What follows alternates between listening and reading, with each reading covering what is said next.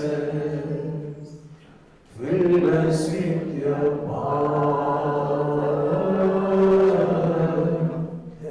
Live inside of me. Welcome, Holy Spirit. We are in your presence. Fill us with your power. Live inside of me. You are the living water, never drying fountain, comforter and counselor, take complete control. You are the living water, never drying fountain, comforter and counselor, take complete control.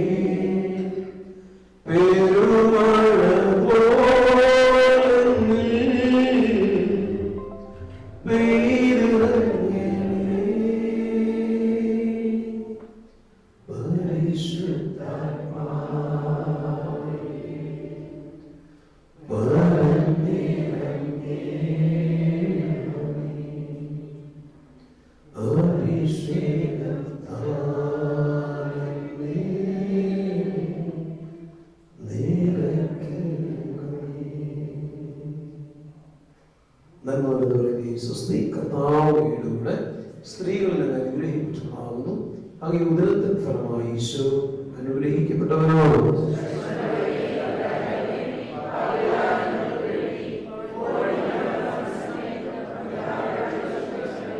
ദൈവമാതാവായ പരിശുദ്ധ മറിയമേ, ഞങ്ങൾക്ക് അപേക്ഷിക്കാം. ഈ slide നിങ്ങൾക്ക് picture നിങ്ങൾക്ക് എല്ലാവർക്കും പരിചയമുണ്ടാവും അല്ലേ? കണ്ടിട്ടുണ്ടോ? അപ്പൊ ഞാൻ ഈ സമയത്ത് രണ്ട് പിക്ചറാണ് അവതരിപ്പിച്ച് സംസാരിക്കാൻ പോകുന്നത്. രണ്ട് പിക്ചർ എന്ന് പറഞ്ഞു കഴിഞ്ഞാൽ രണ്ട് ലോഗോയാണ് കേട്ടോ. രണ്ട് ലോഗോയാണ്, നമുക്ക് എല്ലാവർക്കും പരിചയമുള്ള ലോഗോയാണ്, നമ്മൾ ഒത്തിരി മനസ്സിലാക്കിയിരിക്കേണ്ട ലോഗോയാണ്. ഇത് സിനഡിന്റെ ലോഗോയാണ് അല്ലേ? സിനഡ് ഇപ്പൊ നമ്മൾ സിനഡ് കഴിഞ്ഞു എന്നെങ്കിലും സിനഡിന്റെ പ്രവർത്തനങ്ങൾ ഇപ്പൊ തുടങ്ങിയിട്ടേ ഉള്ളൂ. സിനഡ് അനന്തര സഭ, സിനഡ് കഴിഞ്ഞു, സിനഡിന്റെ ഒരുക്കങ്ങൾ കഴിഞ്ഞു, അതിനുശേഷം സിനഡ് കൂടി, അതിനുശേഷം ഇപ്പോൾ സിനഡിന്റെ പ്രവർത്തനങ്ങൾ നടന്നുകൊണ്ടിരിക്കുകയാണ്. അപ്പൊ അത് ആ ചിത്രം ഒന്ന് വ്യക്തമായിട്ട് അത് മനസ്സിലാക്കുക എന്നുള്ളതാണ് ഒന്ന്. രണ്ടാമത്തത് നമ്മുടെ ജൂബിലിയുടെ ലോഗോ. ഈ രണ്ട് ലോഗോ, ഇത് രണ്ട് ധാരാളം ആഴമായ ദൈവശാസ്ത്ര ചിന്തകൾ ഒളിപ്പിച്ചു വെച്ചിരിക്കുന്നതാണ്. അതിനേക്കാൾ ഉപരി സഭയുടെ മുഴുവനും ഉൾവട്ടം ചേർത്ത് വെച്ചിട്ടുള്ളതാണ് ഈ ലോഗോ. അപ്പൊ നമുക്ക് ആദ്യം ശ്രദ്ധിക്കാം. സന്തോഷമല്ലാതെ ഹാപ്പിയാണോ? ആരണ്ടൊക്കെ പോയോ? ലിസ്റ്റിലൊക്കെ ആരാണ് വരാത്ത? പേര് പറഞ്ഞ് എല്ലാവർക്കും പേരറിയാമോ? Mary Peter. മേരി പീറ്റർ ഒക്കെ വരണേ ഉള്ളൂ. ഒരു പെറ്റ് മേരി പീറ്റർ സന്തോഷം കൊണ്ട് ഒരുമിച്ച് വരും. രമ കണ്ട ഇപ്പൊ എല്ലാവർക്കും എല്ലാവരും അറിയാം. അതുകൊണ്ട് അവിടെയുള്ള ആൾക്കാർ ഒരു പറയുന്നുണ്ടോ? ആൽഫി, ജെസി. ഇവിടെ ആരാ വരാത്ത? ആണോ? അപ്പൊ എല്ലാവരും അറിയും. മുടങ്ങി അപ്പൊ അറിയും. നേരത്തെ മുടങ്ങി അറിയില്ല അല്ലേ? പരിചയമില്ലെങ്കിൽ അറിയില്ല ഞാനും മുടങ്ങിയത്. കൃത്യം അറിയാൻ പറ്റും. ഇതിനൊക്കെ ഇടി മേടിക്കരുത്. ഓക്കെ, ഇപ്പൊ നമുക്ക് അരമണിക്കൂർ സമയമുണ്ട്. അരമണിക്കൂർ സമയമുള്ളൂ. അതുകൊണ്ട് പ്രിയപ്പെട്ടവരെ, ഈ പിക്ചർ ആദ്യം ഒന്ന് ശ്രദ്ധിക്കുക. പിക്ചർ ഒന്ന് കണ്ടേ, ശരിക്കും കണ്ടേ? ഈ പിക്ചറിന്റെ പശ്ചാത്തലം, ബാക്ക്ഗ്രൗണ്ട് നിറം എന്താണ്? ബാക്ക്ഗ്രൗണ്ടിലെ നിറം എന്താണ്? പർപ്പിളാണ്. അത് പർപ്പിളായിട്ട് തോന്നുന്നത് വെട്ടടിച്ചിട്ടാണ്. ശരിക്കും തന്നെ നിറം എന്നറിയോ? Dark black. വെട്ടടിച്ചിട്ടാണ് അങ്ങനെ തോന്നുന്നത്. ശരിക്കും അത് ബാക്ക്ഗ്രൗണ്ട് മുഴുവനും ബ്ലാക്ക്, വളരെ ഡീപ്പായിട്ടുള്ള ബ്ലാക്ക് കേട്ടോ. ആ ബ്ലാക്ക് പശ്ചാത്തലം, ഇരുണ്ട പശ്ചാത്തലം. ഓക്കെ, പിന്നെ അതിൽ വേറെ ചില ചിത്രങ്ങളൊക്കെ കാണുന്നു അല്ലേ? ഓക്കെ, നമുക്ക് ശ്രദ്ധിക്കാം. ഈ ബ്ലാക്കിലെ പശ്ചാത്തലം എന്ന് പറയുന്നത് ലോകത്തിന്റെ ഒരു അവസ്ഥയെ കാണിക്കുന്നതാണ്. ഡാർക്ക് ഏജ് എന്നൊക്കെ പറയുന്ന പോലെ, ഇരുണ്ട യുഗം എന്നൊക്കെ പറയുന്നത്, ഇരുണ്ട ലോകം, ഡാർക്ക് വേൾഡ്. ലോകത്തിന്റെ ഇരുണ്ട ലോകത്ത്, ഇരുണ്ട ലോകം, അന്ധകാരം നിറഞ്ഞ ലോകം. ഓക്കെ, അന്ധകാരം നിറഞ്ഞ ലോകം. ആ ലോകത്ത് 2-3 കാര്യങ്ങൾ ശ്രദ്ധിക്കണം. ഒന്ന് കണ്ടോ, ഒരു റൗണ്ട് വൃത്താകൃതി. ആ വൃത്താകൃതി എന്താണെന്ന് പറയാമോ? 2 കാര്യങ്ങൾ സൂചിപ്പിക്കും ആ വൃത്താകൃതി. നിങ്ങൾക്ക് എന്തായിട്ട് തോന്നണേ? ഒന്ന് സൂര്യനായിട്ട് തോന്നുന്നു, പിന്നെ പറഞ്ഞു അപ്പം അല്ല, ദിവ്യകാരന്റെ അപ്പം, ദിവ്യകാരന്റെ തിരുവോസ്തി. ഒന്ന് സൂര്യനായിട്ട് തോന്നുന്നു, മറ്റൊന്ന് തിരുവോസ്തിയായിട്ട് തോന്നുന്നു. ഇതിന്റെ അർത്ഥമൊക്കെ പറയാം കേട്ടോ. ഓക്കെ, പിന്നെ നിങ്ങൾ എന്ത് കാണുന്നു? വേറൊരു സാധനം ഉണ്ടല്ലോ, നിങ്ങനെ വരച്ച് നീളത്തിലൊക്കെ വരച്ച് വെച്ചിരിക്കുന്നത്. അതെന്ത് സാധനം? കൈയായിട്ട് തോന്നി. ആകെ കൈയായിട്ട് തോന്നി, പിന്നെ മരമായിട്ട് തോന്നി, പിന്നെ ചിറകായിട്ട് തോന്നി. പിന്നെ നിങ്ങൾ പുലികളാണല്ലോ. ചിറകായിട്ട് തോന്നി, കൈയായിട്ട് തോന്നി, മരമായിട്ട് തോന്നി, പിന്നെ വേറെ എന്തെങ്കിലുമായിട്ട് തോന്നുന്നുണ്ടോ? നീർച്ചാല് പോലെ തീനാളം അല്ലേ? തീനാളമായിട്ട് തോന്നും. ഓക്കെ, അതങ്ങനെയാണ്. അടിയിൽ എന്താ കാണുന്നത്? കുറെ ആളുകൾ. എത്ര പേരുണ്ടെന്ന് എണ്ണി നോക്കി.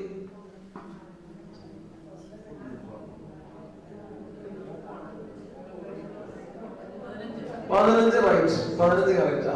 ഇനി ആരൊക്കെ ഉണ്ടെന്ന് നോക്കി. ഒരു ബിഷപ്പുണ്ട്.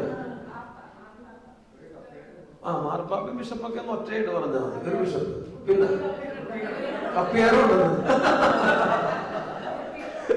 പിന്നെ ആരാണ്? കുട്ടികളുണ്ട്, ഒരു വൃദ്ധനുണ്ട്, ഒരു വീൽ ചെയറിൽ രോഗിയുണ്ട്, അമ്മാമയുണ്ട് അല്ലേ? അപ്പൊ കുട്ടികളുണ്ട്, കൗമാരക്കാര്, യുവാക്കള്, കുടുംബം അല്ലേ? നേഴ്സിനെ കണ്ടോ? ഒരു നേഴ്സുണ്ട്, അതിനകത്തുണ്ട്. അതുപോലെ തന്നെ ഒരു പിന്നെ എന്താ പറയാ, രോഗിയുണ്ട്. അങ്ങനെ ധാരാളം പേര്. ഏറ്റവും മുമ്പിൽ ആരാ? കുട്ടികളാണ്. മെത്രാൻ എവിടെ നിൽക്കണേ? ഏതാണ്ട് മധ്യത്തിലാണ് അല്ലേ? ഓക്കെ, ശ്രദ്ധിച്ചല്ലോ. അവരെന്താ ചെയ്യണേ? അവര് നടക്കുകയാണ് അല്ലേ? എന്തിന്റെ അടിയിലാണ് നടക്കുന്നത്? ആ മരത്തിന്റെ കീഴിൽ അല്ലേ? ഓക്കെ, ഇനി ശ്രദ്ധിച്ചു കേട്ടോ. അതായത് ഈ മരം പോലിരിക്കുന്ന സംഗതി കാണിക്കുന്നത്, ഈ നിങ്ങൾ പറഞ്ഞ എല്ലാ ആശയവും ഉൾപ്പെടുന്നുണ്ട്. സഭയുടെ വിരിച്ച കരങ്ങൾ, എല്ലാവരെയും സ്വാഗതം ചെയ്യുന്ന സഭയുടെ കരങ്ങളാണ് ഒരർത്ഥം കേട്ടോ. അതാണ് സഭയിൽ നിന്ന് വിരിച്ച കരങ്ങളിലുള്ള സഭ. എല്ലാവരെയും സ്വാഗതം ചെയ്യുന്ന സഭയെ വിളിക്കുന്ന പേരെന്താ? എല്ലാവരെയും സ്വാഗതം ചെയ്യുന്നു, ആരെ മാറ്റി നിർത്തുന്നില്ല. അങ്ങനെ സഭയെ വിളിക്കുന്ന പേരെന്താ? അതുകൊണ്ടാണ് സഭയെ ഒരു പേര് വിളിക്കുന്നത്, കത്തോലിക്ക സഭ അല്ലെ? Universal church. എന്താണ്? സാർവത്രിക സഭ. എല്ലാവർക്കും സ്വാഗതം. എക്യുമെനിക്കൽ ആണല്ലോ. എക്യുമെനിക്കൽ കൂടി ചേരുമ്പോഴാണ് സാർവത്രികം ആവുന്നത്. അല്ലേ? എക്യുമെനിക്കൽ എന്ന് പറഞ്ഞാൽ മറ്റ് സഭകളും എല്ലാ സഭകളും തമ്മിലുള്ള ഐക്യത്തിന് പറയുന്നതല്ല, വിവിധ സഭകൾ തമ്മിലുള്ള ഐക്യത്തിനാണ് എക്യുമെനിക്കൽ എന്ന് പറയുന്നത്. യൂണിവേഴ്സൽ അല്ലെങ്കിൽ കാത്തലിക് എന്ന് പറഞ്ഞാല് എന്താണ്? എല്ലാവരെയും സ്വാഗതം ചെയ്യുന്ന, എല്ലാവർക്കും വേണ്ടി തുറന്നിട്ട സഭ. നിങ്ങൾ വത്തിക്കാനിൽ പോയിട്ടുള്ളവർ കൈവക്കിയേ? വത്തിക്കാനില് സെന്റ് പീറ്റേഴ്സ് ബസിലിക്ക കണ്ടിട്ടുണ്ടല്ലോ. ബസിലിക്കയുടെ ഫ്രണ്ട് വശം എങ്ങനെ ഇരിക്കണേ? വിരിച്ച കരം പോലെ അല്ലേ?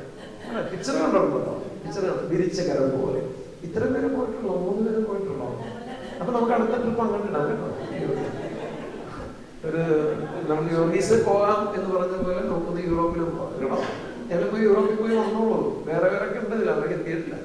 ഞങ്ങള് കഴിഞ്ഞ മെയ് മാസത്തില്, മെയ്യിലായിരുന്നു, ഏപ്രിൽ ലാസ്റ്റ് ഞങ്ങള് ഇപ്പൊ ഒരു എത്ര നാളായി ഒന്ന് യൂറോപ്പിൽ പോയി വന്നോളൂ. അപ്പൊ നമുക്കൊന്ന് പോകാം, ഇനി സമയമുണ്ട്. അപ്പൊ ഇങ്ങനെ വിശാലമായ കരങ്ങൾ, അല്ലെങ്കിൽ വിരിച്ചു പിടിച്ച കരങ്ങൾ, അത് സഭയുടെ ഒരു ലക്ഷണം. ഏകം, വിശുദ്ധം, സാർവത്രികം, അപ്പസ്തോലികം, അങ്ങനെയല്ലേ 4 ക്യാരക്ടറിസ്റ്റിക്സ് പറയാം, സവിശേഷതകൾ. അതിലൊന്ന് അപ്പസ്തോലികമാണ്, സാർവത്രികമാണ് എന്ന് പറഞ്ഞാൽ എല്ലാവരും ഉൾക്കൊള്ളുന്നതാണ് സഭ. കാത്തലിക്കാണ്, ഒരാളെ മാറ്റി നിർത്തില്ല. ഇന്നലെ പറഞ്ഞത് ഓർക്കുന്നുണ്ടല്ലോ. അതായത് ഈശോ എല്ലാവർക്കും വേണ്ടി വന്നതാണ്, അല്ലേ? ഒരാളെയും മാറ്റി നിർത്തി എല്ലാവരെയും രക്ഷിക്കാൻ വന്നതാണ്. The whole humanity must be redeemed. എല്ലാ ലോകമുള്ള സർവ മനുഷ്യകുലം മുഴുവൻ അവരാണ് വീണ്ടെടുക്കപ്പെട്ടതാണ്. അതുകൊണ്ട് സ്വാഭാവികമല്ല, സഭയൊക്കെ തന്നെ എല്ലാവർക്കും വേണ്ടി തുറന്നിട്ടിരിക്കുകയാണ്. അതാണ് ശരിക്കും. ആരോടാണ് നമ്മൾ ആദ്യം സുവിശേഷം പറയേണ്ടതെന്ന് അറിയാമോ? സഭ എല്ലാവർക്കും വേണ്ടി തുറന്നിട്ടിരിക്കുന്നു. അതുകൊണ്ട് ആരോടാണ് സുവിശേഷം ആദ്യം പറയണ്ടേ? ഉത്തരവാദിത്തപ്പെട്ടവർ. ആരാ സുവിശേഷം പറയണ്ടേ? ആരാണ് സുവിശേഷം പറയണ്ടേ? നമ്മളെന്ന് പറഞ്ഞാൽ മാമോദീസ സ്വീകരിച്ച എല്ലാവരും. Every baptized person is an evangelist, അല്ലേ? Every baptized person is a missionary, is an evangelist. സുവിശേഷമാണ് എല്ലാവരും. മാമോദീസ സ്വീകരിച്ചില്ല, ലൂമൻ ജൻസി വളരെ വ്യക്തമായിട്ട് പറഞ്ഞിരുന്നു ആദ്യത്തെ വാക്യം. ജ്ഞാനസ്നാനം സ്വീകരിച്ച എല്ലാവരും പ്രഘോഷകരാണ്. ഈ ഫ്രാൻസിസ് പാപ്പ തന്റെ പുസ്തകങ്ങളിലൂടെ, ഫ്രാൻസിസ് പാപ്പ പുസ്തകത്തിലൊക്കെ ഒരു വാക്ക് വളരെ പ്രത്യേക എപ്പോഴും ഉണ്ടാവും. എന്താണെന്നറിയോ? ടൈറ്റിലിൽ തന്നെ ഉണ്ടാവും, ആനന്ദം. ആനന്ദം, അല്ലേ? ആനന്ദം. അപ്പൊ അതിൽ പ്രത്യേകം പറയുന്നത് നമ്മുടെ എല്ലാവരും ആനന്ദം എന്താണ്? അത് ഈ യുവാക്കൾക്ക് യുവജന വർഷത്തിൽ ഈശോ ഫ്രാൻസിസ് പാപ്പ പുസ്തകം എന്നതാണ് ക്രിസ്തു ശ്രീവിത്ത്. ക്രിസ്തു ശ്രീവിത്ത് എന്നാണ്. ക്രിസ്തു ശ്രീവിത്ത് എന്ന് പറഞ്ഞാൽ ക്രിസ്തു ജീവിക്കുന്നു, അതാണ്. അപ്പൊ ആ പുസ്തകത്തിന് മാത്രം ആനന്ദം എന്നുള്ള ടൈറ്റിൽ ഇല്ലാത്തുള്ളൂ. ബാക്കി എല്ലാ പുസ്തകത്തിനും ആനന്ദം എന്നുള്ള ടൈറ്റിലുണ്ട്. ആ പുസ്തകത്തിന് ആനന്ദം എന്നുള്ള ടൈറ്റിൽ ഇല്ലാത്ത എന്തുകൊണ്ടാണ് അറിയുമോ? അതിൽ ആദ്യത്തെ വാക്യത്തിൽ അതുകൊണ്ട് ക്രിസ്തു ജീവിക്കുന്നു എന്നതാണ് നമ്മുടെ ആനന്ദം. ക്രിസ്തു ജീവിക്കുന്നു എന്നതാണ് നമ്മുടെ ആനന്ദം. അതുകൊണ്ടാണ് ഞാൻ നിങ്ങൾ എപ്പോഴും പറയണേ, ചിരിച്ചുകൊണ്ടിരിക്കുക, ചിരിച്ചു കരഞ്ഞുകൊണ്ടിരിക്കുകയാണ് എന്നത് എപ്പോഴും പറയില്ല. നിങ്ങൾ സന്തോഷമാണോ, ഹാപ്പിയാണോ എന്നൊക്കെ ചോദിക്കുന്നത് എന്താ? ക്രിസ്തു ജീവിക്കുന്നു, അതുകൊണ്ട് നമ്മൾ സന്തോഷം. ഒരു പുസ്തകത്തിന്റെ പേര് എങ്ങനെയല്ലേ? നമ്മുടെ ക്രൈസ്തവ ജീവിതത്തെ കുറിച്ച്, വിശുദ്ധിയെ കുറിച്ചൊക്കെ പറയുന്നത് ഹോളിനെസ്. ആനന്ദിച്ച് ആഹ്ലാദിക്കുക. ഈശോ ആനന്ദിച്ച് ആഹ്ലാദിക്കാൻ പറഞ്ഞപ്പോഴും നമ്മളോട് ഈ വാക്യം പറയപ്പെടും. മറ്റുള്ളവർ എന്നെ പ്രതി മറ്റുള്ളവർ നിങ്ങളെ പീഡിപ്പിക്കുമ്പോഴാണ്. എന്നെ പ്രതി മറ്റുള്ളവർ നിങ്ങളെ പീഡിപ്പിക്കുമ്പോൾ നിങ്ങൾ എന്ത് ചെയ്യണം? നടക്കുന്ന കാര്യമാണോ? ഒന്നും ചെയ്യാഞ്ഞിട്ട് തന്നെ നമുക്ക് അവരോട് കലിപ്പാം, അല്ലേ? നമ്മളോട് ഒന്നും ചെയ്യാഞ്ഞിട്ട് തന്നെ പലരോടും നമുക്ക് കലിപ്പാം. എന്നെ നോക്കി എന്ന് പറഞ്ഞ് ദേഷ്യപ്പെടും ചില. നീ എന്താ നോക്കണമെന്നൊക്കെ ചോദിക്കുക. അപ്പൊ അങ്ങനെ, അപ്പൊ നമ്മളെ പീഡിപ്പിച്ചാൽ പോലെ ആനന്ദിക്കണമെന്നാ പറയാം.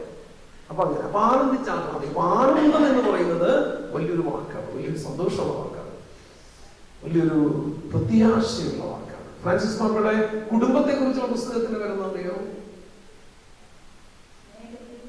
സ്നേഹത്തിന്റെ അമോരിസ് ലെത്തീസിയ. അമോരിസ് ലെത്തീസിയ, കുടുംബം ഒരുമിച്ച്. ഏറ്റവും ഫ്രാൻസിസ് പാപ്പ വളരെ വ്യക്തമായിട്ട് പറയുന്നത്, ഭാര്യ ഭർത്താവ് നേരം കൊണ്ട് എഴുന്നേറ്റ് ആദ്യം ചെയ്യേണ്ട കാര്യം എന്താണെന്ന് ഫ്രാൻസിസ് പാപ്പ പറയുന്നത് അറിയോ? കണ്ണും നോക്കിയിരിക്കുക, നടന്നിട്ടുള്ള. അപ്പൊ ഞാൻ ഇതിനെ കുറിച്ച് ക്ലാസ് എടുത്തപ്പോ PUC-ലാണ് ആദ്യം ഇതിനെ കുറിച്ച്. ഈ പുസ്തകം ഇറങ്ങിയ ഉടനെ അവർ PUC-ൽ ഞങ്ങൾ സെമിനാറൊക്കെ വയ്ക്കുള്ളൂ. അപ്പൊ ഞാനിങ്ങനെ പറഞ്ഞു, ഫ്രാൻസിസ് പാപ്പ ഇതിൽ ആദ്യം പറയുന്നത് ഭാര്യ ഭർത്താവ് എഴുന്നേറ്റ് കഴിഞ്ഞാൽ ആദ്യം തന്നെ കണ്ണും നോക്കിയിരിക്കുക. എന്നിട്ട് നമ്മൾ ഈ പിശാചിനെ വീണ്ടും കടികണ്ട് പല ഭർത്താക്കന്മാരും അതായിരിക്കും മനസ്സിൽ വിചാരിക്കും, ഇന്നും ഈ പിശാചിനെ കളിയാണ്. ശരിക്കും ഫ്രാൻസിസ് പാപ്പ പറയുന്നത്, കണ്ണും കണ്ണും നോക്കിയിരുന്ന് നിങ്ങൾ ആദ്യം ഇന്നത്തെ ദിവസം തുടങ്ങണം. ഓക്കെ, അപ്പൊ അതായത് കുടുംബത്തിന്റെ ദാമ്പത്യ സ്നേഹം, കുടുംബത്തിന്റെ ആനന്ദം ഒരുമിച്ച് കൊണ്ടുപോകും. 84ാമത്തെ സങ്കീർത്തനം കുടുംബത്തിന്റെ ആനന്ദത്തെ കുറിച്ചാണ്. അപ്പൊ അങ്ങനെ പ്രിയപ്പെട്ടവരെ, അതുപോലെ ഫ്രാൻസിസ് പാപ്പ പറയുന്ന ഈ വാക്ക്, ആനന്ദം എന്ന് പറയുന്ന വാക്ക്, ഇത് നമ്മളെ മാമോദീസ സ്വീകരിച്ച നമ്മുടെ എല്ലാവരുടെയും ഉത്തരവാദിത്വം. ഈശോ ജീവിക്കുന്നു എന്നുള്ളത് കൊണ്ട് മറ്റുള്ളവരോട് ഈ സുവിശേഷം പറയുക. അപ്പൊ ആരോടാണ് ആദ്യം പറയേണ്ടത്? അതാണ് ഞാൻ ചോദിച്ചത്. എന്നോടല്ല, എന്നോട് നമ്മൾ അതുകൊണ്ടാണല്ലോ നമ്മൾ ഇറങ്ങണേ. നമ്മൾ സുവിശേഷം പറയാൻ കടപ്പെട്ടിരിക്കുന്നു, നമ്മൾ ജ്ഞാനസ്നാനം സ്വീകരിച്ചതുകൊണ്ട്. അതുകൊണ്ട് നമ്മൾ മറ്റുള്ളവരോട് പ്രഘോഷിക്കാൻ ഇറങ്ങുമ്പോൾ ആദ്യം പറയേണ്ടത് ആരോടാന്ന് പറയാം. റെഡംപ്റ്റോറിസ് മിസ്സിയോ, രക്ഷകന്റെ മിഷൻ എന്ന് പറയുന്ന ജോൺ പോൾ രണ്ടാമൻ പാപ്പായുടെ പുസ്തകമുണ്ട്. അത് വത്തിക്കാൻ സുനഹദോസിന്റെ ലൂമൻ ജൻസിയും ഇറങ്ങിയതിന്റെ 25ാമത്തെ വാർഷികത്തിൽ അദ്ദേഹം പുറത്തിറക്കിയ പുസ്തകമാണ് രക്ഷകന്റെ മിഷൻ. ആ രക്ഷകന്റെ മിഷനിലാണ് ആദ്യമായിട്ട് ഇത് പറയുക. പിന്നീട് അത് ബെനഡിക്ട് 16ാമൻ പാപ്പയും അതുപോലെ തന്നെ ഫ്രാൻസിസ് പാപ്പയും ഒക്കെ ആവർത്തിച്ച് പറഞ്ഞൊരു കാര്യം. ആദ്യം സുവിശേഷം പറയുന്നത് ആരോടാണ്? ക്രിസ്തുവിനെ ഒരിക്കലും കേട്ടിട്ടില്ലാത്തവരോടാണ്, ഒരിക്കലും യേശുവിനെ അറിഞ്ഞിട്ടില്ലാത്തവരോടാണ് ആദ്യം സുവിശേഷം പറയുന്നത്. ഇല്ലേ? ആദ്യം സുവിശേഷം പറയുന്നത് യേശുവിനെ ഒരിക്കലും അറിഞ്ഞിട്ട്. എന്തുകൊണ്ടാണ് അങ്ങനെ പറയണേ? എന്തുകൊണ്ടാണ് അവരോട് സുവിശേഷം പറയണമെന്ന് പറയുന്നത്? അവരോട് സുവിശേഷം പറയണമെന്ന് പറയുന്നതിന്റെ കാരണം, യേശു ക്രിസ്തു ഈ ഭൂമിയിൽ മനുഷ്യനായി അവതരിച്ച് സഹിച്ച് മരിച്ച് ഉത്ഥാനം ചെയ്ത് കടന്നുപോയി, വീണ്ടും വരും എന്ന വാഗ്ദാനത്തോടെ കടന്നുപോയത് ആർക്ക് വേണ്ടിയിട്ടാണ്? എല്ലാ മനുഷ്യർക്കും വേണ്ടിയിട്ടാണ്. അതുകൊണ്ട് ഈ ഭൂമിയിൽ ജനിച്ചു വീഴുന്ന ഒരാൾ പോലും അറിയാതെ മരിക്കരുത്, എനിക്ക് വേണ്ടി ഒരു രക്ഷകൻ ഉണ്ട് എന്നുള്ളത് ഈ ഭൂമിയിൽ ജനിക്കുന്ന എല്ലാ മനുഷ്യരുടെ അവകാശമാണ്. ഈ ഭൂമിയിൽ ജനിക്കുന്ന എല്ലാ മനുഷ്യരുടെയും അവകാശമാണ്. എനിക്ക് വേണ്ടി ഒരാൾ, അതെന്റെ ദൈവം, എന്റെ രക്ഷകൻ, അവൻ സഹിച്ചു മരിച്ചു ഉത്ഥാനം ചെയ്തു. എന്റെ ജീവനൊരു നിലയുണ്ട്. എന്റെ ജീവന്റെ വില എന്താണ്? എന്റെ ഈശോയുടെ രക്തത്തിന്റെ വിലയാണ്. എന്റെ ഈശോയുടെ ജീവന്റെ വിലയാണ്. നമ്മുടെ ജീവൻ നഷ്ടപ്പെടാതിരിക്കാൻ ഒരാൾ നമുക്ക് വേണ്ടി രക്തം ചിന്തി. നമ്മുടെ ജീവൻ നഷ്ടപ്പെടാതിരിക്കാൻ ഒരാൾ നമുക്ക് വേണ്ടി കുരിശിൽ മരിച്ചു. അതറിയാതെ ഈ ഭൂമിയിൽ ഒരു മനുഷ്യരും കടന്നു പോയത്. അതുകൊണ്ട് എല്ലാ മനുഷ്യരോടും ലോകം മുഴുവൻ എല്ലാ മനുഷ്യരും എല്ലാ സൃഷ്ടികളും സുവിശേഷം പ്രഘോഷിക്കുക. അപ്പൊ അതാണ്. അപ്പൊ നമ്മൾ ആദ്യം സുവിശേഷം പറയുന്നത് നമ്മൾ കണ്ടുമുട്ടുന്നത്. പക്ഷെ എനിക്ക് ഈ സോജ സിസ്റ്ററിന്റെ കാര്യത്തിൽ വളരെ സന്തോഷം. സോജ ഇങ്ങനെ യാത്ര ചെയ്യുമ്പോൾ അടുത്തിരിക്കുന്ന നമ്മൾ സുവിശേഷം പറഞ്ഞിരിക്കും, ഉറപ്പാണ്. ഇന്നലെ വന്നപ്പോഴും ഒരു പെൺകൊച്ചിനോട് സംസാരിച്ച് അവ കന്യാസ്ത്രീയാക്കാൻ വേണ്ടിയിട്ടുള്ള എല്ലാ ശ്രമങ്ങളും അവള് കരഞ്ഞു. അവസാനം അവളെ ഇങ്ങനെ വർത്താനം പറഞ്ഞ് വെറുതെ അവളോട് സിസ്റ്ററിനെ ഇങ്ങനെ പെട്ടെന്ന് പ്രചോദനം നമുക്ക് എന്തെങ്കിലും വിഷമമുണ്ടോ ചോദിച്ചു. അത്ര നേരോട് വൈകിയാണ്ട് വിചാരിച്ചോളാം. വിഷമമുണ്ടാവുന്ന ചോദിച്ചാൽ കൊച്ചിലെ കരയിച്ചു. അതാണ് സുവിശേഷം. സുവിശേഷം സത്യത്തിൽ എന്താണെന്നറിയോ? സുവിശേഷം സത്യത്തിൽ സ്വാതന്ത്ര്യമാണ്, ഫ്രീഡമാണ്. ഒരാൾക്ക് സ്വാതന്ത്ര്യം കൊടുക്കലാണ് സുവിശേഷം. ആ സ്വാതന്ത്ര്യം എങ്ങനെ കിട്ടുന്നത്? ആ സ്വാതന്ത്ര്യം നമ്മൾ കൊടുക്കുന്ന വെളിച്ചത്തിലൂടെ കിട്ടുന്നത്. സുവിശേഷം വെളിച്ചമാണ്, വചനം വെളിച്ചമാണ്. ആ വെളിച്ചം ഇരുളിലും പ്രകാശിക്കുന്നു. അതിനെ കീഴടക്കാൻ ഇരുളിന് കഴിഞ്ഞില്ല. വചനം വെളിച്ചമാണ്. യോഹന്നാന്റെ സുവിശേഷം 4:5. ആ വെളിച്ചം അത് ഇരുളിലും പ്രകാശിക്കുന്നു. ഏതൊരു ഇരുട്ടിലും ലോകം മുഴുവൻ ഇരുട്ടിരിക്കുമ്പോഴും ഒരു വെളിച്ചമുണ്ട്. ഇരുളിലും പ്രകാശിക്കുന്നു. ഇരുട്ടിന് കീഴടക്കാൻ കഴിയാത്തൊരു വെളിച്ചം. ആ വെളിച്ചം കൊടുക്കണം. അത് സുവിശേഷമാണ്. യേശു ആദ്യമായിട്ട് തന്റെ ദൗത്യം ആരംഭിക്കുന്നത് എപ്പോഴാണെന്ന് അറിയുമോ? മരുഭൂമിയിലെ പരീക്ഷ കഴിഞ്ഞ് യേശു ദൗത്യത്തിനായിട്ട് ഒരുങ്ങി പുറത്തേക്ക് വരുമ്പോൾ ആദ്യം കേൾക്കുന്ന വാർത്ത എന്താണെന്നറിയോ? യോഹന്നാനെ കാരാഗൃഹത്തിൽ അടച്ചു. ആദ്യം കേൾക്കുന്ന വാർത്ത യോഹന്നാനെ കാരാഗൃഹത്തിൽ അടച്ചു എന്ന് പറഞ്ഞപ്പോൾ ഈശോയ്ക്ക് മനസ്സിലായി തന്റെ സമയമായി, ഇനി തന്റെ ഊഴമാണ്. എന്നിട്ട് ഈശോ എന്താ ചെയ്തത്? ഈശോ ചെയ്തത് നേരെ ഗലീലയിലേക്ക് പോയി. ഗലീലയിൽ തന്നെ എങ്ങോട്ട് പോയി? ഗലീലയിൽ ചെന്ന് അവിടെ നിന്ന് കഫർനഹൂമിലേക്ക് പോയി. ഈ ഗലീലി എന്ന് പറയുന്ന സ്ഥലം യഹൂദർക്ക് ഒട്ടും ഇഷ്ടമില്ലാത്ത സ്ഥലമാണ്. കാരണം നമ്മുടെ പ്രവർത്തനങ്ങൾ യൂതന്മാര് രണ്ട് സ്ഥലങ്ങളിലാണ്. പ്രധാനമായിട്ട് അവരുടെ സെന്റർ രണ്ടാണ്, ഗലീലി, യൂദയായി. അത് വലിയ ചരിത്രമുണ്ട് എന്ന് പറഞ്ഞാൽ ഈ രണ്ട് ഡിവിഷൻ വളരെ പ്രധാനപ്പെട്ട, ഇന്ത്യയും പാകിസ്ഥാൻ പോലെ ശത്രുത. ഈ ശത്രുത വന്നത് സോളമൻ രാജാവിന് മുമ്പേ തുടങ്ങി. സോളമൻ രാജാവിന്റെ കാലത്ത് ശക്തമായി. സോളമൻ മരിച്ചപ്പോൾ അത് പൂർണ്ണമായി. സോളമൻ മരിച്ചപ്പോ സോളമന്റെ രാജ്യം ആദ്യം പുത്രൻ റഹോബോവാം ഭരിച്ചു. അതിനുശേഷം രാജ്യം വിഭജിക്കപ്പെട്ടു. അതിനു മുമ്പേ മനുഷ്യന്റെ മനസ്സിൽ വിഭജനം ഉണ്ടായിരുന്നു. സോളമൻ മരിച്ചതോടുകൂടി ആ വിഭജനം ശരിക്കും സാക്ഷാത്കരിക്കപ്പെട്ടു. അങ്ങനെ രണ്ട് രാജ്യങ്ങളായിട്ട് മാറി, നോർത്തും സൗത്ത്. സൗത്തിലെ ആൾക്കാര്, നോർത്തിലെ ആൾക്കാർ. സൗത്തില് രണ്ട് ഗോത്രങ്ങളെ ഉള്ളൂ, യൂദയ ഗോത്രവും ബെഞ്ചമിൻ ഗോത്രവും. നോർത്തിൽ 10 ഗോത്രങ്ങളുണ്ട്. ഈ 10 ഗോത്രങ്ങളില് അവരെല്ലാവരും കൂടി കൂടിയിട്ട് നോർത്തിൽ ഒരു രാജ്യം പ്രഖ്യാപിച്ചു. അതാണ് ഇസ്രായേൽ. സൗത്തില് ബെഞ്ചമിനും യൂദയ രാജ്യം ഗോത്രവും കൂടി യൂദയ രാജ്യം, kingdom of ജൂഡ, kingdom of Israel. ഒന്നിന്റെ തലസ്ഥാനം സമരിയ, ഒന്നിന്റെ തലസ്ഥാനം ജെറൂസലേം. എന്തുകൊണ്ടാണ് ഈ ഡിവിഷൻ വന്നതെന്നറിയോ? ഈ യൂദാ വംശക്കാർക്കും ബെഞ്ചമിൻ വംശക്കാർക്കും ഇത്തിരി ജാട കൂടുതലാണ്. അതാണ് കാര്യം. അവര് പറയും ഞങ്ങളാണ് പ്രധാനപ്പെട്ട ആൾക്കാർ, ഞങ്ങളാണ് പ്രധാനപ്പെട്ട യൂദാ വംശം.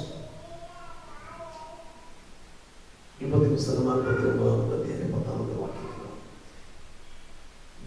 യാക്കോബ് മരിക്കുന്ന സമയത്ത് യൂദാ ഓരോ മക്കളെയും അനുഗ്രഹിക്കും. അപ്പൊ യൂദായെ വിളിച്ചിട്ട് പറയും ചെങ്കോൽ, യൂദായെ വിട്ട് പോകില്ല. അപ്പൊ രാജവംശം വരും യൂദയ്ക്ക്. അന്ന് നമുക്കുള്ള പ്രവൃത്തി. അങ്ങനെ ആ ഒരു ജാട കാരണം മറ്റുള്ളവരൊക്കെ അംഗീകരിക്കാൻ ബുദ്ധിമുട്ടായിരുന്നു. രാജകൊട്ടാരം ജെറൂസലേമിൽ, ജെറൂസലേം ദേവാലയം ജെറൂസലേമിൽ, എല്ലാം ജെറൂസലേമിൽ, പ്രൗഢി മുഴുവൻ ജെറൂസലേമിൽ. ഈ ജാട മടുത്ത് അവരെല്ലാവരും കൂടി ഒരുമിച്ച് പോയി. പക്ഷേ അവർക്ക് തെറ്റ് പറ്റി. അവരങ്ങനെ വിഭജിക്കപ്പെടാൻ പാടില്ല. ദൈവം ആഗ്രഹിച്ചില്ല. കാരണം ഇസ്രായേൽ എന്ന് പറയുന്നത് ഒറ്റ ശരീരം പോലെ കർത്താവിന്റെ മുന്തിരിത്തോപ്പാണ്. അത് വിഭജിക്കപ്പെടാൻ പാടില്ല. കർത്താവിന്റെ അജഗണമാണ്, അത് മുറിക്കപ്പെടാൻ പാടില്ല. കർത്താവിന്റെ മുന്തിരിത്തോപ്പ്. ഓക്കെ, അപ്പൊ അങ്ങനെയാണ് ആ ഡിവിഷൻ. അന്ന് മുതലേ ഈ ശത്രുതയാണ് എന്ന് പറഞ്ഞ ഏതാണ്ട് ഒരു 10-ാം നൂറ്റാണ്ട് കാലത്ത് ശത്രുത ആരംഭിച്ച് പിന്നീട് BC 9-ാം നൂറ്റാണ്ടിൽ അത് പൂർണ്ണമായി, ഏതാണ്ട് പൂർണ്ണമായ ശത്രുത രണ്ടായിട്ട് വിഭജിക്കപ്പെട്ടു. ഇനിയുള്ള പ്രശ്നം എന്ന് പറയോ, ഇനി അതിന്റെ കഥ ഭയങ്കര നീണ്ട കഥ. ഈ ശത്രുത ഇങ്ങനെ വരുന്നതിന് വളരെ വിഷയം മാറി പോകും. അതായിട്ടൊരു പ്രശ്നം. ഇങ്ങനെ പറഞ്ഞു വരുമ്പോൾ വിഷയം മാറി പിന്നെ ആ വിഷയത്തിലേക്ക് വരും. പക്ഷെ കടുകറി പോകും. സമയമില്ല, അത്രയും സമയമില്ല. എങ്കിലും ഞാൻ അതിനെ കുറിച്ച് പറഞ്ഞതുകൊണ്ട് പറയാം. ഇങ്ങനെ വന്നപ്പോൾ എന്ത് പറ്റിയെന്നറിയോ? ഇസ്രായേൽക്കാരെ സംബന്ധിച്ച് ദൈവത്തിനൊരു ആലയമേ കാണുന്നു. കാരണം കർത്താവ് ഏകനാണ്. ഏകനായ കർത്താവിന് ദി എബോർഡ് ഓഫ് യാഹ്വേ, കർത്താവിന്റെ വാസസ്ഥലം എന്ന് പറയുന്നത് ഒറ്റ സ്ഥലം മാത്രമേ കാണുള്ളൂ. അല്ല, വാഗ്ദാന പേടകൾ അതൊക്കെ വരണുള്ളൂ. അത് സൂക്ഷിച്ചത് എവിടെയാ? അതിവിശുദ്ധ മന്ദിരം. എവിടത്തെ? ജെറൂസലേം ദേവാലയത്തില്. ജെറൂസലേം ദേവാലയത്തിലെ അതിവിശുദ്ധ മന്ദിരം, ഹോളി ഓഫ് ഹോളീസ്. അവിടെയാണ് ഷെക്കീന ഗ്ലോറി എന്നൊക്കെ പറയുന്നത്.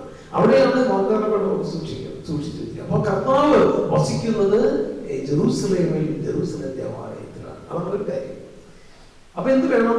എല്ലാ തിരുനാളുകൾക്കും, കൂടാര തിരുനാള്, പെസഹ തിരുനാള്, പെന്തക്കോസ്ത് തിരുനാള്, എല്ലാ തിരുനാളുകൾക്കും ഇവര് ജെറൂസലേമിൽ പോകണം. അപ്പൊ നോർത്തിലുള്ളവർ പോകണ്ടേ? പാകിസ്ഥാനുള്ളവർ ഇന്ത്യയിലെല്ലാം കൊല്ലവും പല പ്രാവശ്യം വന്നാലും അവസ്ഥാനം നമുക്ക് സന്തോഷമായിരിക്കും. പക്ഷെ ആർക്കായിരിക്കും സന്തോഷം ഉണ്ടാവുന്നത്? പാകിസ്ഥാനിലെ ഭരണാധികാരിക്ക് സന്തോഷം ഉണ്ടാവില്ല. ഇപ്പൊ ഇവിടെ അതുപോലെ തന്നെ നോർത്തിൽ നിന്ന് ഇവർ വന്നപ്പോ എന്ത് പറ്റിയെന്നറിയോ? ഇവിടെ ആരാധനക്ക് വരുമ്പോ സ്വാഭാവികമായിട്ട് ഇവിടെ നേർച്ചയിടൂല്ലേ? അപ്പൊ കാശൊക്കെ എങ്ങോട്ട് പോയി? ഇസ്രായേൽക്കാരാണെങ്കിൽ അവർ മുഴുവൻ കർത്താവിന് കൊടുക്കുന്ന ആൾക്കാർ അല്ല. ആദ്യ ഫലം കർത്താവിന്, ദശാംശം കർത്താവിന്, അങ്ങനെയല്ല. ഇഷ്ടംപോലെ പണം ഇസ്രായേലിലെ പണം മുഴുവനും കൊണ്ടുകൊടുക്കുക. അതല്ല, പ്രധാനപ്പെട്ട ഉത്സവങ്ങളിൽ തിരുനാളുകളിലൊക്കെ ആര് വരും? രാജാവ് വരൂല്ലേ? രാജാവ് വരുമ്പോ ഇസ്രായേലിലെ ജനങ്ങളും ഈ രാജാവിന്റെ മുമ്പിൽ ആദരവോടെ എഴുന്നേറ്റ് നിൽക്കണ്ടേ?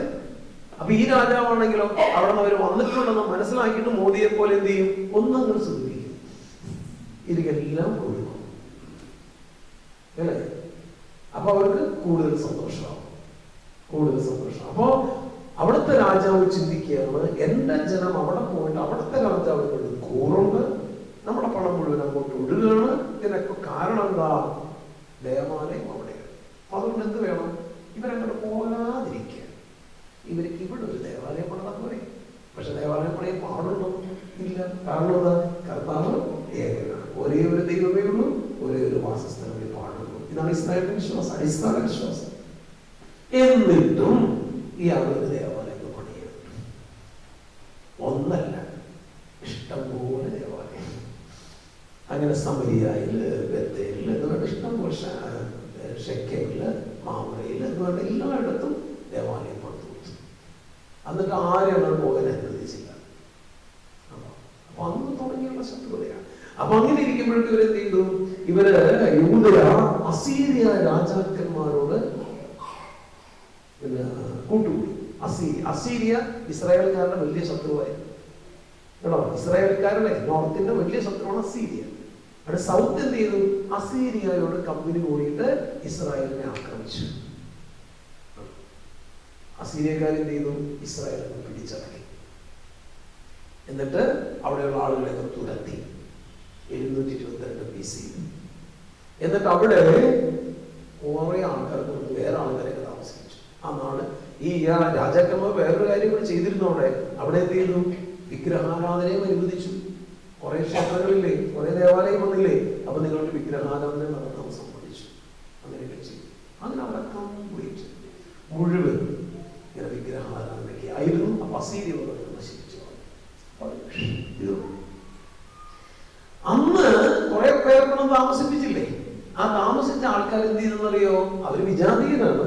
അവരവിടെ വന്നിട്ട് ഇവിടുത്തെ കൾച്ചർ അവരങ്ങ് പാലിച്ചു. അതായത് യഹൂദര് ചെയ്തിരുന്ന സംസ്കാരമൊക്കെ ഇല്ലേ, അത് അവരങ്ങ് തുടങ്ങി. അപ്പൊ സമരിയ എന്ന് പറയുന്ന സ്ഥലത്ത് ഇവര് വന്ന് താമസിച്ചു. എന്നിട്ട് അവര് ഈ യഹൂദരുടെ ആചാരങ്ങൾ അവരനുഷ്ഠിക്കാൻ തുടങ്ങി. അതാണ് സമരിയക്കാർ. അങ്ങനെയാണ് സമരിയക്കാരെന്നുള്ള പേര് വന്നത്. ഓക്കെ. അപ്പൊ ഇവര് ഒരിക്കലും ഇഷ്ടമല്ല, യഹൂദർക്ക് ഇഷ്ടമല്ല. കാരണം അവര് വിജാതീയരായിരുന്ന ആൾക്കാര് സമരിയയിൽ വന്ന് താമസിച്ച് യഹൂദരുടെ ആചാരം ഞങ്ങളുടേതുമാണ് എന്ന് പറഞ്ഞ്, പക്ഷെ അവർക്ക് അധികം അറിയാത്തത് കൊണ്ട് അവരാദ്യത്തെ ആ കഥ മാത്രം എടുത്തു. അബ്രഹാമിന്റെ, ഇസ്രായേലിന്റെ, യാക്കോബിന്റെ ഒക്കെ കഥയില്ലേ, മോശയുടെ കഥയില്ലേ, ആ കഥയൊക്കെ നന്നായിട്ട് അറിയാമായിരുന്നു. അത് മാത്രം അവരെടുത്തു. പുറപ്പാട് സംഭവങ്ങളൊക്കെ അറിയാം, ഇവരിത് കേട്ടിട്ടുണ്ട്. അതുകൊണ്ട് അവരുടെ ബൈബിളിൽ 5 പുസ്തകമുള്ളൂ. ഉൽപ്പത്തി, പുറപ്പാട്, ലേവ്യസംഖ്യ, നിയമം കഴിഞ്ഞു. പിന്നെ ബൈബിളില്ലായിരിക്കും. അതാണ് പ്രത്യേകത. അപ്പൊ അതുകൊണ്ട് ഇങ്ങനെ എന്താ പറയാ, ഇങ്ങനെ ഒരു വിഭജനം പണ്ടേ ഉണ്ട്. അപ്പൊ ഇത് പിന്നീട് ശക്തമായി. അങ്ങനെ ഇരിക്കുമ്പോഴാണ് യേശു തന്റെ ദൗത്യം ആരംഭിക്കുമ്പോൾ ആദ്യം പോയത് എവിടെയാ? യൂദയായിൽ നിന്ന് എങ്ങോട്ട് പോയി? ഗലീലയിലേക്ക് പോയി. ഗലീല ഇഷ്ടമല്ല, ഇവർക്ക് ഇഷ്ടമല്ല. പക്ഷെ ഗലീലയുടെ ഒരു പ്രത്യേകത അറിയോ? ഗലീൽ വളരെ പാവപ്പെട്ടതാണ്, സമൃദ്ധിയൊന്നുമില്ല. പാവപ്പെട്ടവരാണെന്ന് മാത്രമല്ല, അവിടെ താമസിക്കുന്ന ആളുകളെല്ലാം വിവിധ തരക്കാരാണ്. യഥാർത്ഥത്തിലുള്ള യഹൂദർ മാത്രമല്ല, വിജാതിയർ ഇഷ്ടം പോലെ, ചുങ്കക്കാർ, വേശ്യകൾ, പാപികൾ, അതുപോലെ താഴ്ന്ന ജോലി ചെയ്യുന്ന എല്ലാ മനുഷ്യരും അവിടെയാണ്. കള്ളന്മാർ, ഒളിച്ചു താമസിക്കുന്നവരെ, വിപ്ലവകാരികൾ അവിടെയാണ്. അതിൽ തന്നെ ഏറ്റവും മോശം സ്ഥലങ്ങളിൽ ഒന്നാണ് കഫർനഹൂം, നസ്രത്ത്. ഈശോ വളർന്നതിലൂടെ നസ്രത്തില്. അതുകൊണ്ട് ഈശോനെ കളിയാക്കി വിളിച്ചു നസ്രായ. എന്തെങ്കിലും നന്മ വരും അവിടെ. പിന്നെ ഈശോയെ കളിയാക്കി വിളിച്ചു ഗലീലെ. നിങ്ങൾ ആ ഗലീലയുടെ ശിഷ്യരല്ലേ? ചോദിക്കൂലേ? ഗലീല എന്നാണ് ഗലീലി എന്ന് പറഞ്ഞ വിജാതീയന്മാരുടെ ഇടയിൽ കിടക്കുന്ന വിദ്യാഭ്യാസമില്ല, ഒന്നുമില്ലാത്ത കച്ചറകൾ. അതാണ് അതിനർത്ഥം. ഗലീലെ, നസ്രായ. ഈശോ പക്ഷെ എവിടെയാ പോയ? അതിൽ തന്നെ കഫർനഹൂമിന്റെ പ്രത്യേകത അറിയോ? കഫർനഹൂമിൽ ശരിക്കും പറഞ്ഞാൽ ഒരു ഭീകര അന്തരീക്ഷമുണ്ട്. കാരണം അവിടെയാണ് സെഞ്ചൂറിയൻ എന്ന് പറഞ്ഞാൽ 100 പടയാളികളും അവരുടെ ശതാധിപൻ, ശതമുള്ള ശതത്തിന്റെ അധിപൻ, ശതാധിപൻ, 100 പട്ടാളം, 100 പേര് അടങ്ങുന്ന ഒരു പട്ടാളം, പട്ടാളക്കാൻ പോവുകയാണ്. അതുകൊണ്ട് അവരാണ് അവിടെ കാര്യങ്ങളൊക്കെ നിർണ്ണയിക്കുന്നത്. ഒരു വിജാതീയർ, എല്ലാവരും വിജാതീയർ, അവരവിടെ കാര്യങ്ങൾ നിർണ്ണയിക്കുന്നത്. ഈശോ അവരുടെ അടുക്കിലേക്ക് അവിടെ പാവപ്പെട്ട പക്ഷെ അവർ നോക്കിയിട്ട് ഈശോ പറയാ നിങ്ങൾ ഭാഗ്യമാണ്. അവരോടാണ് ഈശോയ്ക്ക് അനുകമ്പ തോന്നിയിട്ട് പറയണേ, ഇവരിടയിലില്ലാത്ത ആടുകളെ പോലെയാണ്. നിങ്ങൾ കാര്യം ശ്രദ്ധിക്കണം, ഗലീലയിൽ ഈശോ പ്രവർത്തിച്ചത് ഏറ്റവും കൂടുതൽ സമയം ഗലീലയില്ല, അതിൽ തന്നെ ഏറ്റവും കൂടുതൽ സമയം കഫർനാമില്ല. പാവപ്പെട്ട മനുഷ്യരോട്, വേദനിച്ച മനുഷ്യരോട്, മാറ്റം നിർത്തപ്പെട്ട, അവഗണിക്കപ്പെട്ട, വിലയില്ലാത്ത മനുഷ്യരോട് അവരോട് ഈശോ താമസിക്കുന്നത്. അവർക്ക് വേണ്ടിയാണ് ഏറ്റവും കൂടുതൽ അത്ഭുതങ്ങൾ ചെയ്തത്. അവിടെ വെച്ചാണ് നായികങ്ങളെ വിധവയെ കാണുക, അവിടെ വെച്ചാണ് ഈ പറഞ്ഞ ശതാധിപന്റെ വൃത്തിനെ സുഖപ്പെടുത്തുക, അവിടെ വെച്ചാണ് തളർവാദ രോഗിയെ ഈശോ എഴുന്നേൽപ്പിച്ച് നടത്തുക. അപ്പൊ അവിടെയാണ് ഈശോ ഏറ്റവും കൂടുതൽ അത്ഭുതം, എവിടെയാണ് ഈശോ ഏറ്റവും കൂടുതൽ പ്രബോധനങ്ങൾ ചെയ്തുകൊടുത്തത്. അവരുടെ കണ്ണീരാണ് ഈശോ ഒപ്പിയത്. അവർക്കാണ് സുവിശേഷത്തിന്റെ വെളിച്ചം. ആ സുവിശേഷത്തിലൂടെ ഈശോ ചെയ്തെന്നറിയോ, അവരുടെ ഡിഗ്നിറ്റി ഉയർത്തുകയാണ്. മനുഷ്യ സുവിശേഷം സ്വാതന്ത്ര്യമാണ് ഈശോ പഠിപ്പിക്കുന്നവരെയാണ്. സുവിശേഷം സ്വാതന്ത്ര്യം. ഒരു മനുഷ്യനും അടിമയല്ല. നീ ദൈവത്തിന്റെ ഛായയിൽ സൃഷ്ടിക്കപ്പെട്ടവനാണ്, നീ ദൈവത്തിന്റെ സാദൃശ്യത്തിൽ സൃഷ്ടിക്കപ്പെട്ടവനാണ്. നിന്റെ ഉള്ളിൽ ദൈവിക ജീവനാണ്. ദൈവത്തിന്റെ ഉച്ഛ്വാസമായി, ദൈവത്തിന്റെ ആത്മാവ് റൂഹാഹ് എന്ന് പറയുന്നത് ആ റൂഹയാണ്, ആ ബ്രത്താണ് നിന്റെ ജീവൻ നൽകിയത്. ഉള്ളിൽ ദൈവിക ജീവൻ. ഈ പരിശുദ്ധാത്മാവിന്റെ ആലയമാണ്. കുറേ ദിവസം എഴുതിയില്ലേ, 3:16 നീ ദൈവത്തിന്റെ പരിശുദ്ധാത്മാവിന്റെ ആലയമാണ് ചോദിക്കുന്നത്. അപ്പൊ അങ്ങനെ ഡിഗ്നിറ്റി, മനുഷ്യന്റെ അന്തസ്സുണ്ട്, സ്വാതന്ത്ര്യം കൊടുക്കലാണ് സുവിശേഷം. ഇത് പറഞ്ഞ് പഠിപ്പിക്കലാണ്. നീ ആരുടെ അടിമയല്ല, ദൈവത്തിന്റെ അടിമയല്ല. നമ്മൾ ഈ നമ്മുടെ മിഷണറിമാരൊക്കെ പുറത്തൊക്കെ പോയിട്ട് ആളുകളോട് സുവിശേഷം പറയുന്നത് എന്തിനാ? അവർക്ക് ഈ ഒരു ഫ്രീഡം കൊടുക്കാനാണ്, ഈ ഒരു ഡിഗ്നിറ്റി അവരെ പഠിപ്പിക്കാനാണ്. ഇതാണ് ബാക്കിയുള്ളവർക്ക് ഇഷ്ടമില്ലാത്തത്. ബാക്കിയുള്ളവർക്ക് ഇഷ്ടമില്ലാത്തത് സ്റ്റാൻസാമി എന്ന് പറയുന്ന അച്ഛനെ ജയിലടച്ചതിനാണെന്ന് എനിക്കറിയാം. ജയിലടച്ചത് അവിടെ ഒരു ഗോത്രത്തില് അവിടെ കഷ്ടപ്പെട്ട് വേദനിക്കുന്ന മനുഷ്യന് കൂലി കിട്ടുന്നില്ല. കൂലി കിട്ടാതെ അവർ പണിയെടുക്കുന്ന മുഴുവനും ഈ മുതലാളിമാർ കൊണ്ടുപോകും. നിസ്സാര ബന്ധങ്ങൾക്ക് ഇവർ കൊടുക്കണം. അപ്പൊ ഈ അച്ഛൻ അവരെ ബോധവൽക്കരിച്ചു. നിങ്ങൾ നിങ്ങൾ മനുഷ്യരാണ്, നിങ്ങൾ ആരുടെ അടിമകളല്ല. ഇത് പറഞ്ഞു കൊടുത്തതിന്റെ പേരിലാണ്. അത് അവർക്ക് ഇഷ്ടപ്പെടില്ല. ഇപ്പൊ ഛത്തീസ്ഗഡിൽ 2 സിസ്റ്റേഴ്സിനെ അറസ്റ്റ് ചെയ്തില്ലേ? അതിന്റെ ഏറ്റവും വലിയ ദയനീയമായ കാര്യം എന്താണെന്നറിയോ? ഇവർ അറസ്റ്റ് ചെയ്തു എന്നുള്ളതല്ല, അറസ്റ്റ് ചെയ്ത് ഇവരെ പുറത്ത് വിട്ടതിന് നമ്മൾ കൈയടിച്ചു എന്നുള്ളത്. ഈ സിസ്റ്റേഴ്സിനെ അറസ്റ്റ് ചെയ്ത് ജയിലിൽ അടച്ചിട്ട് അവർ പുറത്ത് വിട്ടപ്പോൾ നമ്മൾ കൈയടിച്ചു. പിന്നെന്ത് ചെയ്തു? നമ്മൾ അവരുടെ നേതാക്കളുടെ വീട്ടിൽ പോയിട്ട് സന്തോഷം അറിയിച്ചു അവർ പുറത്ത് വിട്ടതിന്. സത്യത്തിൽ അവർ അറസ്റ്റ് ചെയ്തത് എന്തിനാണ് ചോദിക്കേണ്ട വേണ്ടേ? അതാണ് ചോദിച്ചത്. അവർ അറസ്റ്റ് ചെയ്തത് എന്തിനാണ്? അങ്ങനെ അറസ്റ്റ് ചെയ്യപ്പെടാൻ വേണ്ടും എന്ത് തെറ്റാണ്, എന്ത് കുറ്റമാണ് ഈ രാജ്യത്തുള്ളത്? ഒരാളുടെ ജീവിതത്തിൽ വെളിച്ചം പകരുന്നതാണ്. അതാണ് പറയുന്നത്. അപ്പൊ അവിടെ നമ്മുടെ എല്ലാവരും കൈയടിച്ചു. അപ്പൊ ഈ സ്വാതന്ത്ര്യം ഇതില്ലെങ്കിൽ പിന്നെ എന്താണ് സുവിശേഷം? ഇതാണ് സുവിശേഷം. നമ്മൾ മറ്റുള്ള മനുഷ്യർ അടിമത്തം അനുഭവിക്കുന്ന, വേദനിക്കുന്ന, മുറിവേറ്റ മനുഷ്യന്റെ ജീവിതത്തിൽ ഈശോയുടെ വെളിച്ചം കൊടുക്കലാണ് സുവിശേഷം. അല്ലാണ്ട് നമ്മൾ പിടിച്ച മാമോദീസ മുക്കലല്ല സുവിശേഷം. അങ്ങനെ ആരും ചെയ്യുന്നില്ല.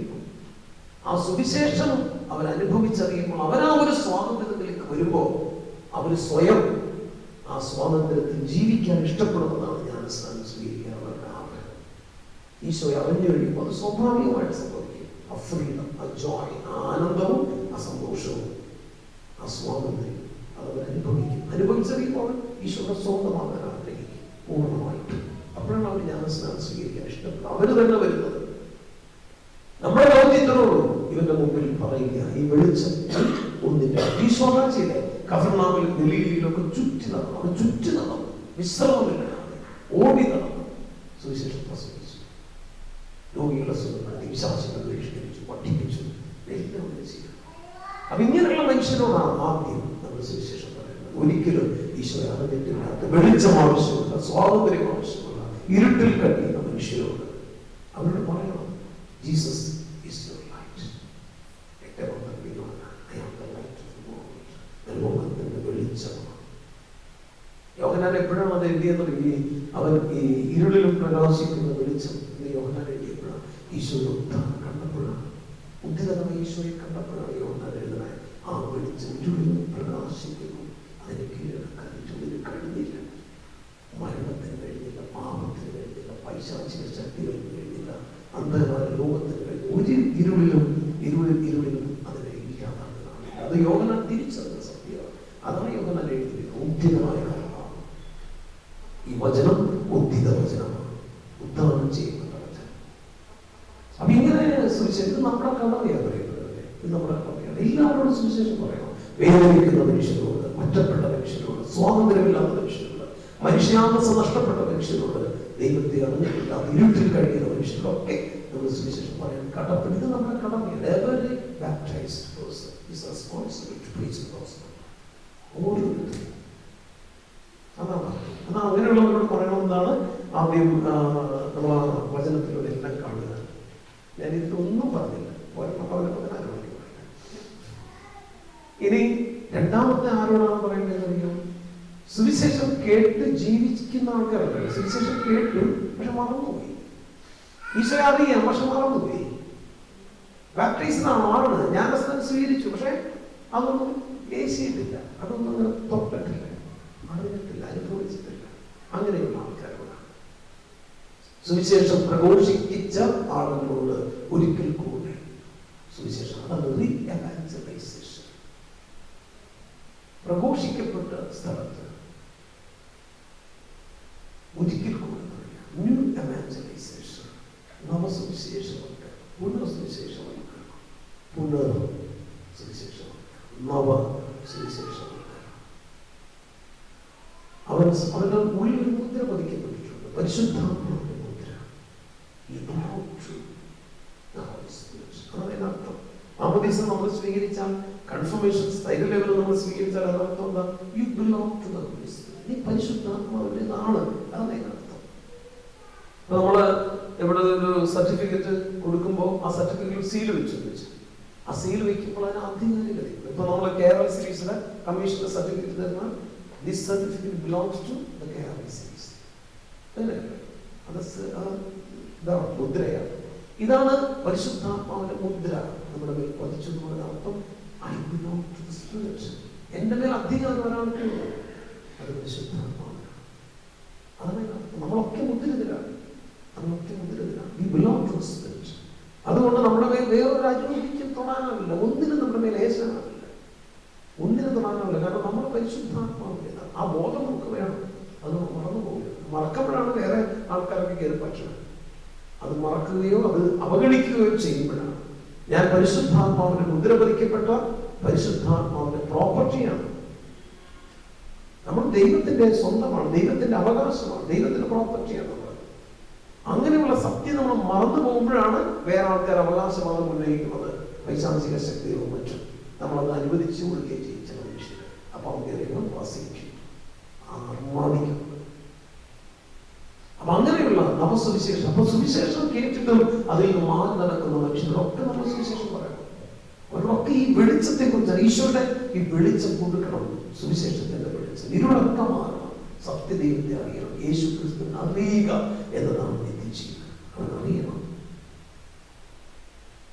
മൂന്നാമതാണ് സുവിശേഷം പറയണ്ടേ. മൂന്നാമത്തെ സുവിശേഷം പറയേണ്ടത് സുവിശേഷത്തിന്റെ വെളിച്ചത്തിൽ ജീവിക്കുന്ന മനുഷ്യരെ കുറച്ചുകൂടി ആഴപ്പെടുത്തുക. അവർ ഓൾറെഡി നമ്മളൊക്കെ സുവിശേഷത്തിന്റെ വെളിച്ചത്തിൽ ജീവിക്കാൻ ആഗ്രഹിക്കുന്ന മനുഷ്യരാണ്. നമ്മളെ കുറച്ചുകൂടി ആഴപ്പെടുത്തണം. അതിനാണ് ഇങ്ങനെയുള്ള സെമിനാറുകൾ, പ്രീച്ചിങ്, പ്രാർത്ഥന, ആരാധന, ദിവ്യബലി, ഇതൊക്കെ നമ്മളെ ആഴപ്പെടുത്തണം. കൂടുതൽ ഈശ്വര സ്നേഹത്തിലേക്ക് ആഴപ്പെടുത്തണം. അപ്പൊ അതുകൊണ്ട് ഇരുണ്ട ലോകത്ത്, ഞാൻ ഇതൊന്നും പറഞ്ഞിട്ടില്ല, ബാക്ക്ഗ്രൗണ്ട് മാത്രമേ പറഞ്ഞിട്ടുള്ളൂ. ഇരുണ്ട ലോകത്ത് ഒരു വെളിച്ചമായ ആ ഗോളം എന്താണെന്ന് പറഞ്ഞത്, and that circle is you and me. ആ സർക്കിൾ ഞാനും നീയുമാണ്. ബാക്കി പറയാം. നമുക്കിപ്പോ 8 മണി സമയം, നമുക്ക് ബ്രേക്ക്ഫാസ്റ്റിന്റെ സമയമായി. അപ്പൊ ഇന്ന് നമ്മുടെ ടൈം ടേബിൾ ഓർമ്മയുണ്ടോ? ഓർമ്മയുണ്ടോ? ഈ സാധനം കയ്യിലുണ്ടല്ലോ അല്ലേ?